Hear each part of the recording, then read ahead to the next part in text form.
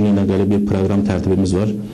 Və bundan sonraki proqramlarımız bu şəkildə ardıcıl olaraq davam edəcək. Yəni, hər proqrama ondan əvvəlki bir ay içində hazırlanıb, o proqramı necə daha gözəl yaradıb, Azərbaycan daha necə gözəl tanıda bilərik siyasəti ilə yaşayacağıq. Azərbaycanlı tələbələrin demək olar ki, %70-%80-i dərnəyimizə üyədir və dərnəyimizə gediş-gəlişlər var.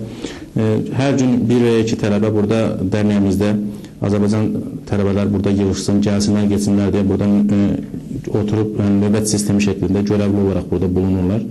Yəni, axşamları 7-dən 8-dən sonra burada Azərbaycanlı tələbələr gəldiyiniz zaman hamısını tapmaq olar.